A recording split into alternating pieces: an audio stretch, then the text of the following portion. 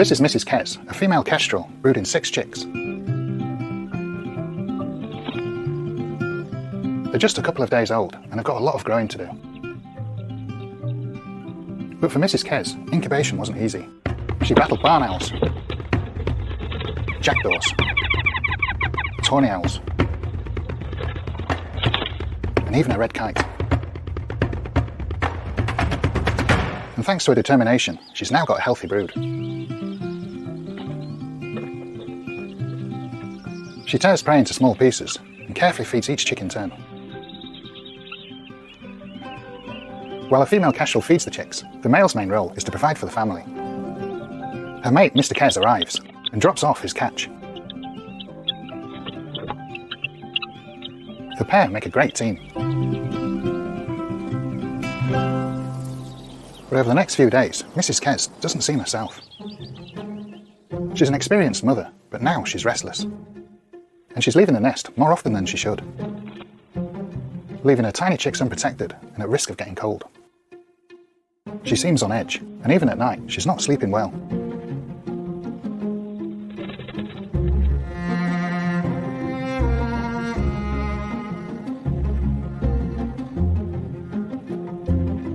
The next day, she leaves the nest again.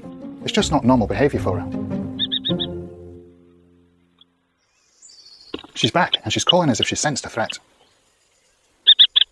It could be the barn owls nesting nearby, or tawny owls, Bomber and Luna, roosting in the trees with the fledglings. But whatever it is, something isn't quite right. As night falls, the atmosphere changes. Mrs. Kes hears the tawny owls calling outside. The tawnies have 2 chicks that have only just fledged, so they're really protective.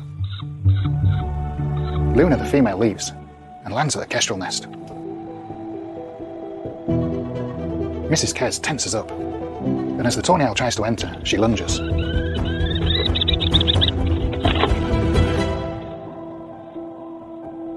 The threat is over, for now. A couple of nights later, Mrs. Kes wakes.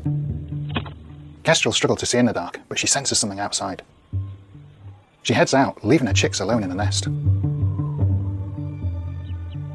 When she returns, she seems rattled and falls from the entrance. She eventually lands, but the ordeal isn't over yet.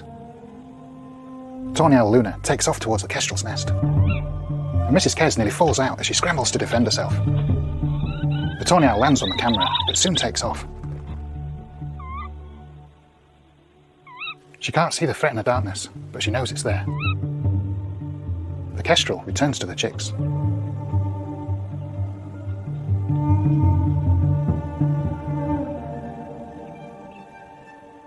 But 10 minutes later, just after midnight, she heads out again and disappears into the night, leaving the chicks completely alone.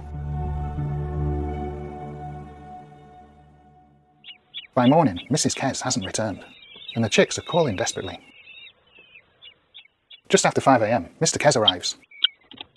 After a night alone, the chicks are cold and hungry, but the male has brought food and drops a vole down for them. Although he's equipped to provide for the chicks, he's got no idea how to feed them.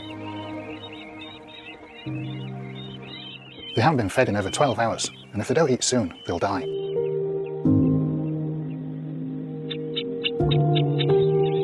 Mr. Kes keeps returning with more prey, and the chicks are getting more and more desperate.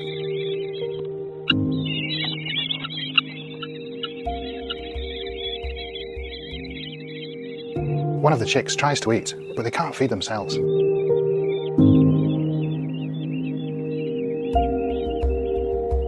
They decide it's time to intervene. So Mrs. Kes left the nest at midnight just after a confrontation with the tawny owls, and it's 10 o'clock in the morning now and she still isn't back, and the chicks are getting cold.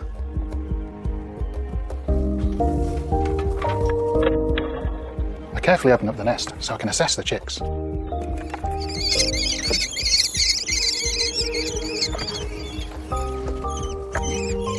They're starving, so I gently feed them by hand. The nest is full of mice and voles, and the female would have fed them all of this by now. So these chicks are really hungry, and there seems to be 3 that are doing quite well and still quite strong, but there's some that are getting quite weak in here, so I think I'm going to have to take them out.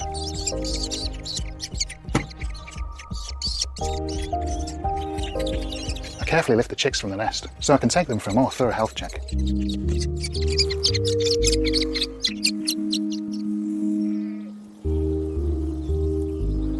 So the last thing I wanted to do was to take these chicks out of the nest, but some of them are really struggling now. So I've had to take them out, and I'm just going to do a quick health check on each one and see which ones I might need to keep out of the nest today and get warm straight away. So this one's fed really well down in the nest. You can see it's got a full crop here. And then we've got some smaller ones here that are clearly struggling. Yeah, that one hasn't taken any food. And this little tiny one here. It's still quite warm, but I can feel on the wingtips it's getting quite cold. So we need to keep that one in. So after a health check of these kestrels, I'm going to keep 3 with me here on a heat mat, and I'm going to try 3 back down in the nest in the hope that the female kestrel returns.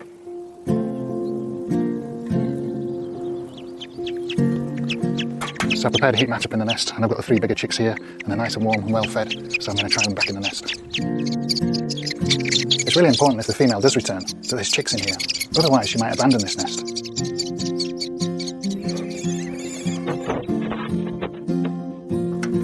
So I've just got to cross my fingers now. Mrs. Kes is out there somewhere and comes back during the day. Now it's time to check up on the 3 smaller chicks that have been warming up in my studio. So I've had these chicks in now a couple of hours and warming them up. These 2 are having their second feed, and the little one's just woken up and is ready for its first feed. There we go.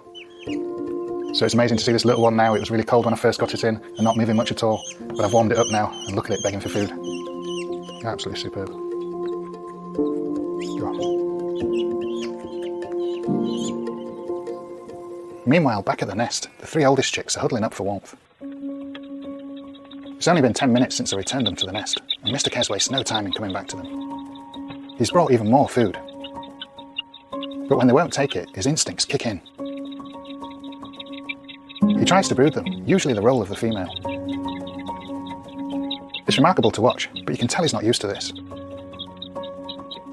And with no sign of Mrs. Kes returning, I'll be keeping a close eye to see how he gets on as a lone parent.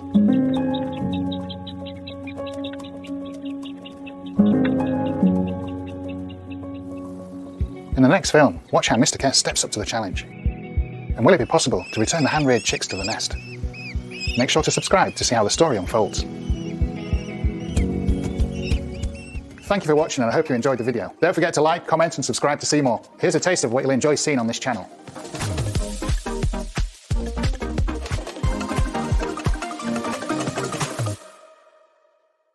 Hello Chinese friends, I'm Robert Fuller, and it's great to meet you on this platform, and I'm glad you're enjoying the wildlife.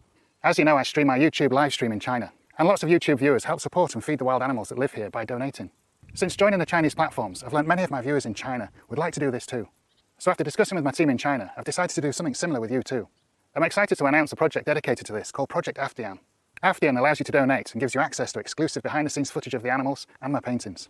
Welcome to my Afdian family.